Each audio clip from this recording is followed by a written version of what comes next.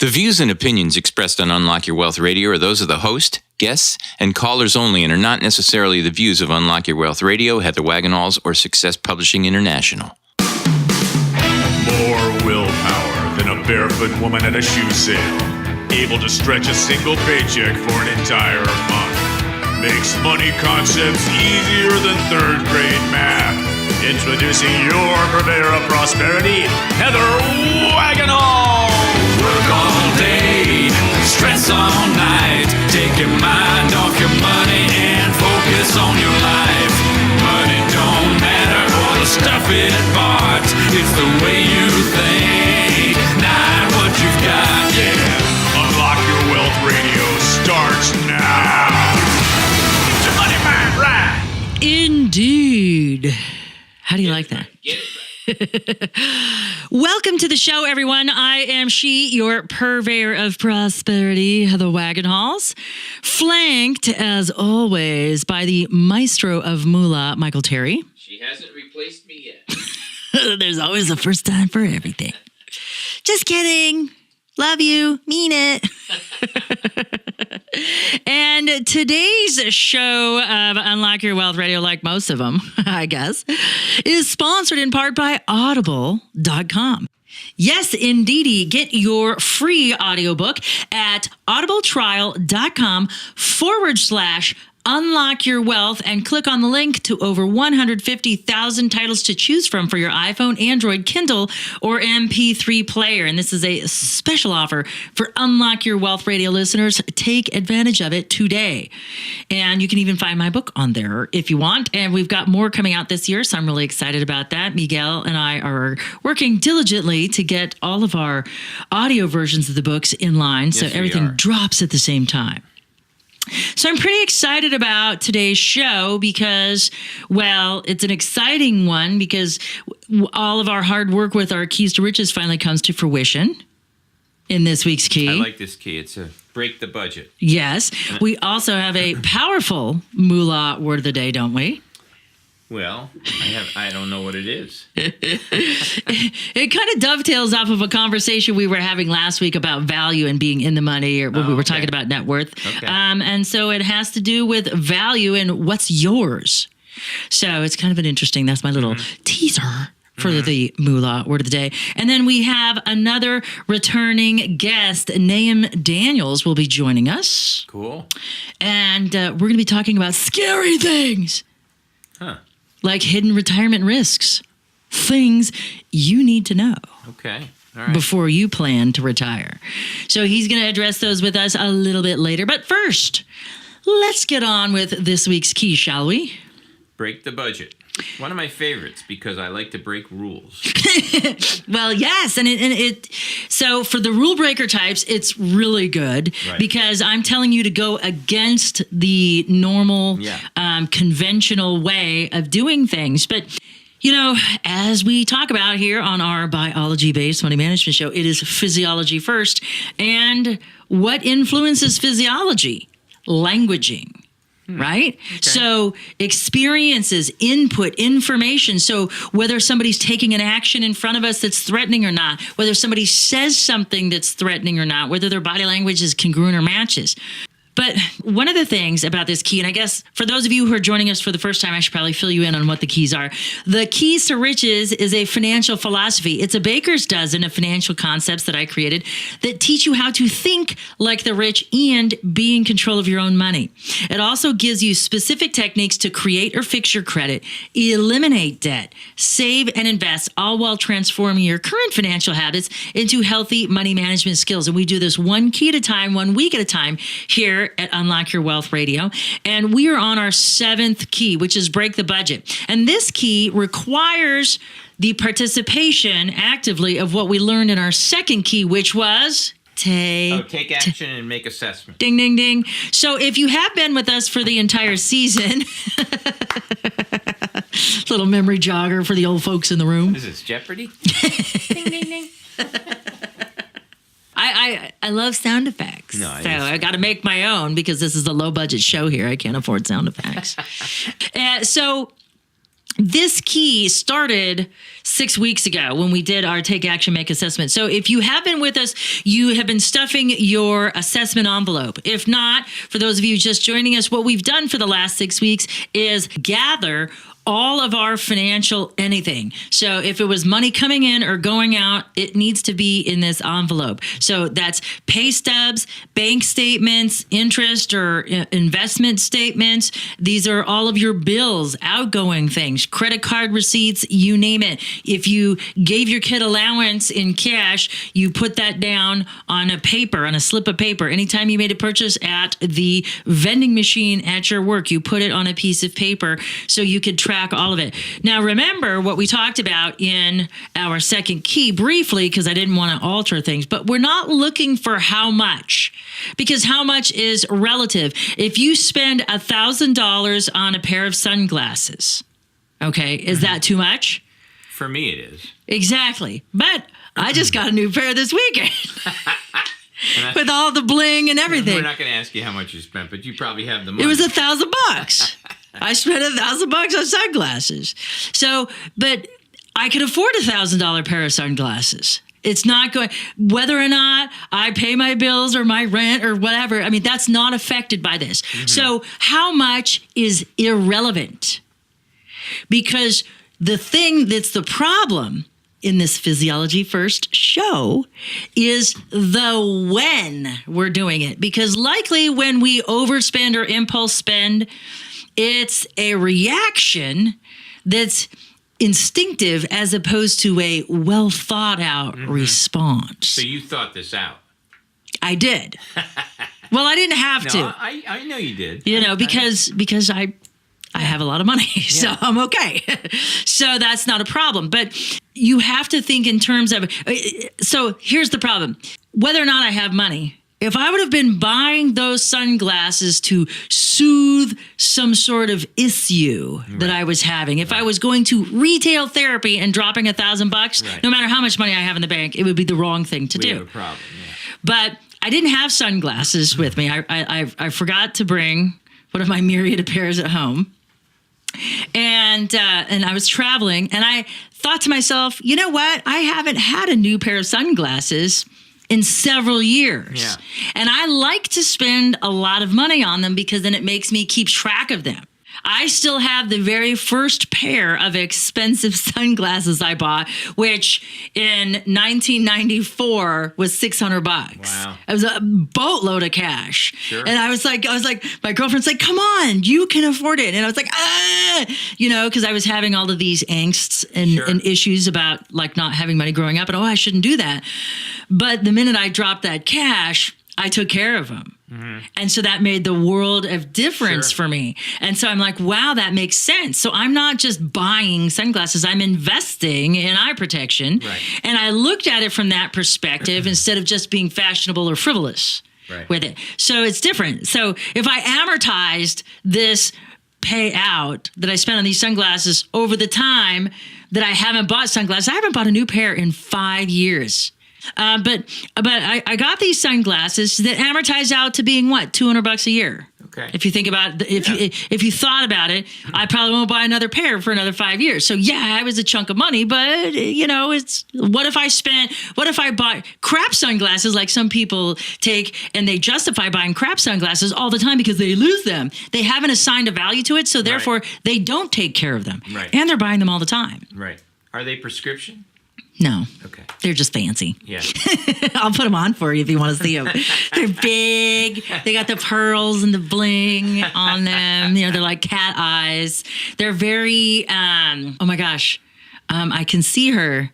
She was the former First Lady. Jackie O. Oh, Jackie O. Yeah, they're very Jackie O. So this week's key is about discovering the when you spend behind the how much, because that's more critical, because it doesn't matter what the amount is. If you're overspending or impulse spending, that's the problem. And so what we have to do is look into why it's happening, because we've got to find those hangups, and it runs on a subconscious level. So unless we dig it up and figure out the why and the when, so my when was, why did I buy those? Well, I didn't have any and I needed some.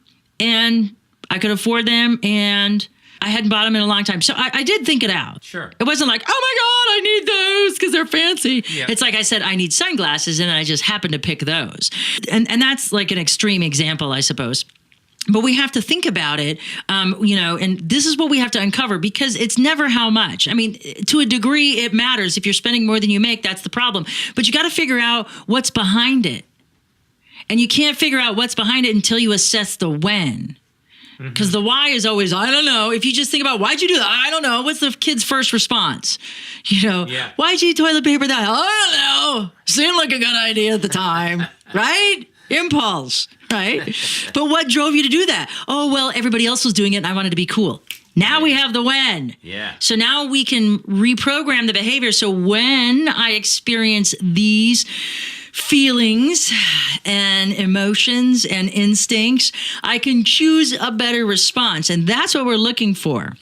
Not just the budgeting. That's why budgets are bad. Yeah. And, we talk about this in our Unlock Your Wealth Live. So just visit our Facebook page at facebook.com/Unlock Your Wealth Radio. And then make sure that you like the fan page and click on notifications so you always know every time we do a new show.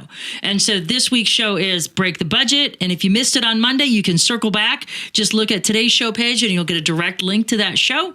And you can also enjoy that. I'm reposting them on YouTube and everything, so you'll be able to catch them for sure. So let's talk about, what was my moolah word of the day? Did we do moolah? We didn't do it. No, we got to get to moolah. So today's moolah word of the day, my teaser, was it's something that you have that's subjective. Yeah. Shareholders' equity. Nice.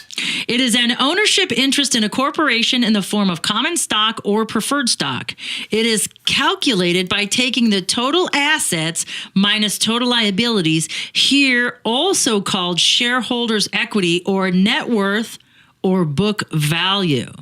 And it could be positive or negative. And negative isn't always bad. You have to look at what the explanation is to why it's negative. Well, they just acquired quite a few new, smaller companies or added new divisions, and so they had to put the money up front before the income could come. So again, when we evaluate companies, we're not looking at why, we're looking at when stuff happens. So we can understand the mindset that goes on with those decisions and how to chart a new course and change direction if it's necessary. Mm-hmm.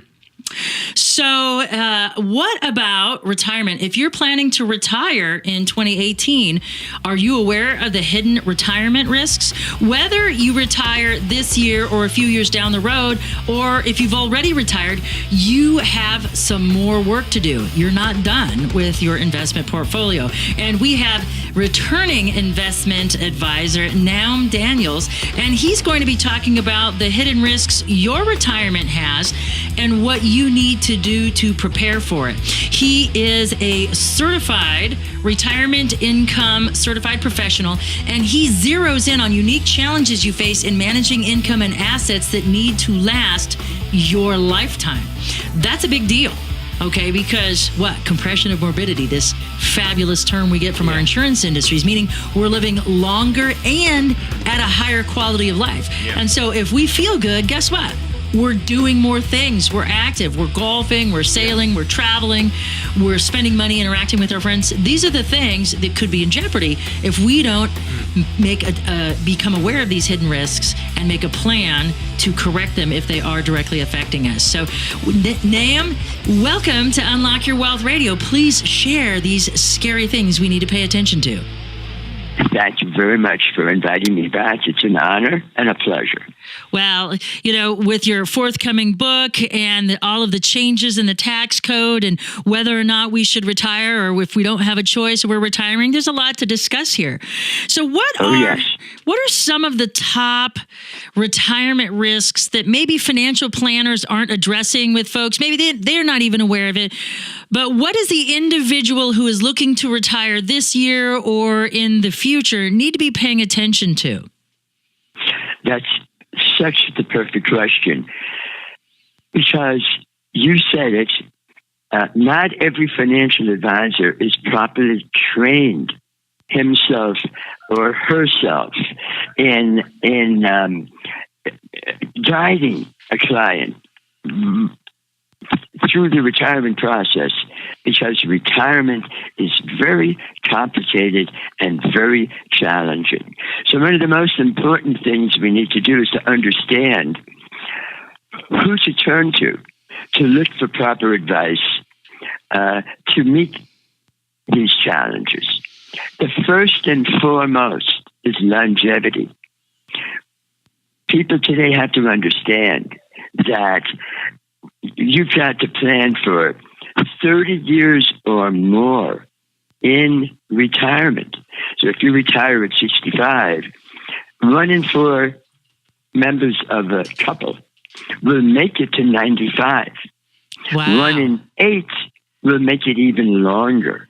So we're talking about making money last for a very long time. And it's not easy to do, especially when most baby boomers simply haven't saved enough.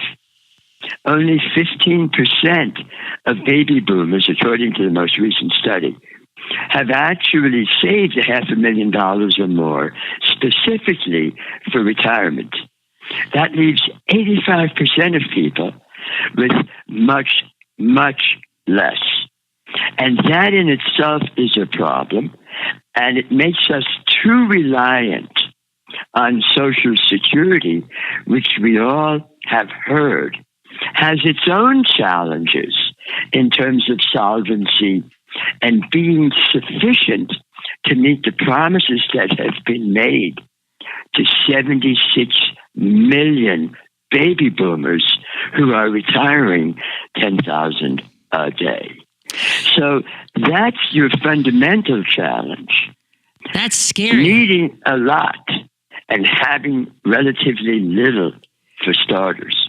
Are you nervous, Michael? Because my producer here is a boomer. Are you nervous, Michael? Not yeah, really. We're He's smart. We're all in this together. I know. We are really all, as a generation, we are in this together. And actually, my proposed solution, which I'll get to a bit later, involves sharing of the risks and sharing of the wealth so that we can all protect each other. But that's we're not ready for that yet. I want to mention one other key issue that has to be kept in mind, and that's inflation. Because we have the Federal Reserve, our banking system, insists that we need 2% inflation, at least. Now, 2% inflation might be good for certain economic purposes, but I'll tell you, 2% inflation rate means that after 20 years, a dollar may be worth 50 cents. So keeping our purchasing power up with inflation during that 20 or 30 year plus retirement is a huge challenge. So what you're saying is it's not just about saving before you retire. It's you have to have your retirement continually working, especially if you're part of that 15% that has $500,000 or more. I mean, heaven forbid you are not a millionaire before you retire because Social Security is not going to bridge the gap. Let's be honest. I mean, Yes. It's a supplement. It's not going to bridge the gap. It should be looked at as a supplement. Yeah, I mean, because I think Absolutely, I about agree with you. the baby boomers aren't the biggest generation anymore. The millennials are the ones that the single Yes. largest age demographic is 26 years old right now. Yes, and actually they have a problem that they're facing because the baby boomers have saved relatively little, because they're going to be looked to fund the shortfall in the Social Security system. And at the same time, I'm sure you talk to a lot of them. I talk to a lot of them. Some of my best friends and kids are millennials, and they already are very skeptical that even after they pay into the Social Security system for years and years, there'll really be anything left for them. And that's if they're lucky enough to have a good job on a career path and that they're not living in their parents' basements. 35% of all millennials, unfortunately, are still, a year after Mr. Trump's ascendancy, still living in their parents' basements, struggling to find career path and to begin family formation. That's a huge demographic headwind. Huge. So even though the baby boomers are no longer the largest generation, we're kind of linked. The baby boomer generation is very, especially linked to the millennials. We look to each other and we're actually bringing pressure on each other economically and financially. And there are kids and grandkids. So we're really facing, that's a huge risk in retirement today. You are listening to Retirement Income Certified Professional Nahum Daniels, and this segment of Unlock Your Wealth Radio is sponsored in part by KeepMyID.org, the only service that actually prevents identity theft. All others are just monitoring services. Put your credit on lockdown with their special offer for Unlock Your Wealth Radio listeners. Just visit our show page at unlockyourwealthradio.com/KeepMyID to click on the link to start protecting your financial future right now. So, Nahum, as I'm thinking about this, the question becomes, all right, so you got $500,000 or less saved for retirement, and you're at that age, maybe you physically aren't able to work anymore. What can you do now before it happens? And probably not if you're a millennial, but what if you're looking to retire? What can you do to maximize your Social Security right now? Okay.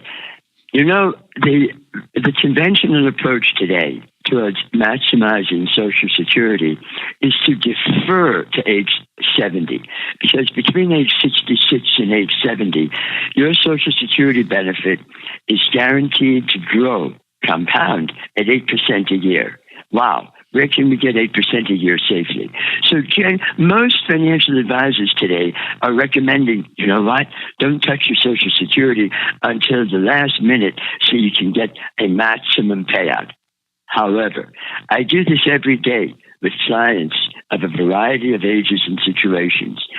And let me tell you, it is case by case. I have many situations where I have recommended to a spouse to take at age 62. Don't wait. And there are certain situations where I might tell the other spouse, you know what?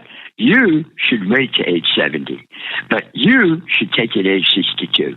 So it's a very complex decision, and it should be made in the context of an overall plan. And you said it, Heather, the Social Security input ideally should only be considered supplementary. The nest egg today is ascendant. It's very important to build as large a nest egg as possible for entering retirement. And that can be challenging, but that's really where the focus needs to be. And if it means working beyond age 65 or even beyond age 70, it needs to be done, because that nest egg is ascendant. It used to be Social Security and a pension, and the nest egg was supplementary. It's opposite today. Now our retirement future is based on our personal nest egg.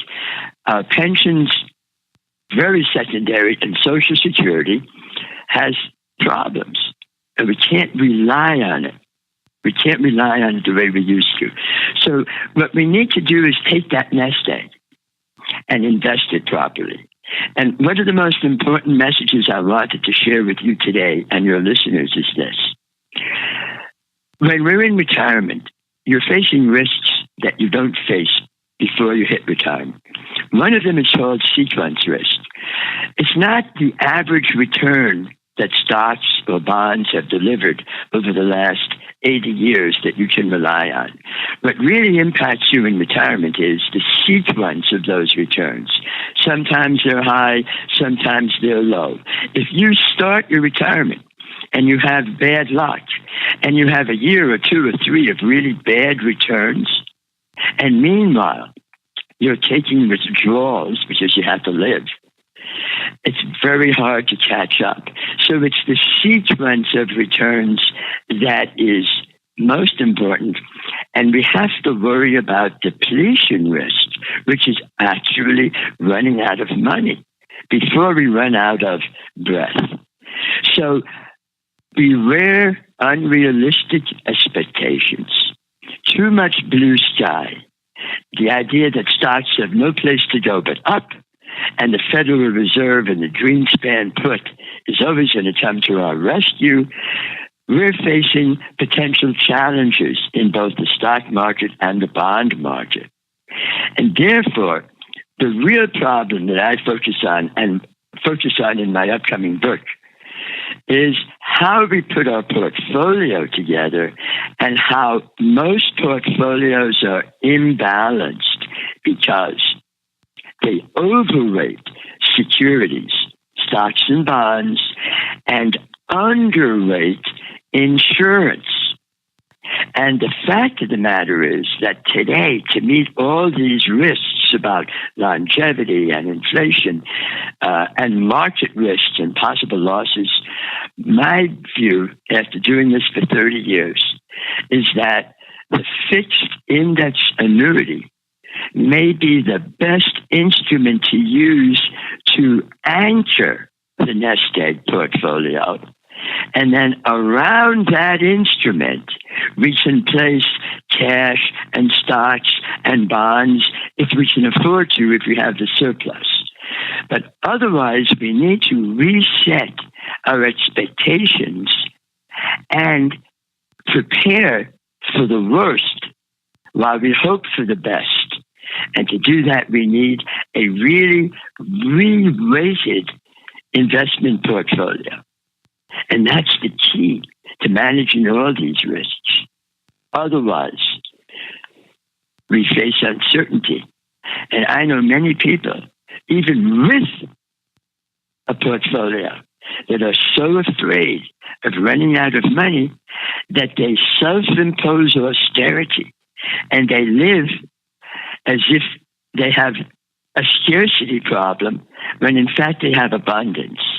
So the right portfolio actually reshapes our psychology and gives us much more confidence and the ability to be generous rather than miserly. So this is a lifestyle issue. And there's a huge lifestyle risk in retirement today that comes from all these other risks we've mentioned. And that's what we need to overcome. Otherwise, retirement can be a very hellish, negative experience. And that's a terrible shame. It is, because we'll end up at the rate of longevity we have and that compression of morbidity factor that means we're living a higher quality of life longer. The question becomes, okay, so what do I do? Do I want to be miserable for a third of my life? And so how do I live accordingly now to create that? So Nahum, you mentioned your book. If folks want to learn about your upcoming book, Retirement Reset, or they want to find out about you and ask you some questions because you are a retirement income certified professional, how do they find you? I think the easiest way is my website, which is www.nahumdaniels, NAHUMDANIELS.com. It's my name.com. Very easy to find, very easy to reach. Once you get there, you can email me or my contact information, my fax, my telephone number. It's all there. And I'd be delighted, of course, to hear from any of your listeners, and I will be happy to help them in any way I can. Outstanding. Well, thank you so much for being a part of today's show. And for those of you who are driving around without a pencil, never fear. UnlockYourWealthRadio.com is here, where you can visit Nahum's show page, get the links to his new book and his retirement website, and so much more. For the maestro of moolah, Michael Terry, I'm Heather Wagenhals. Now go out and unlock your wealth today. UnlockYourWealthRadio.com is produced by Heather Wagenhals and the Unlock Your Wealth Foundation. UnlockYourWealthRadio.com and its affiliates are copyrighted 2018 with all rights reserved. For more information on the Keys to Riches Financial Wellness series, please visit our website at www.unlockyourwealth.com.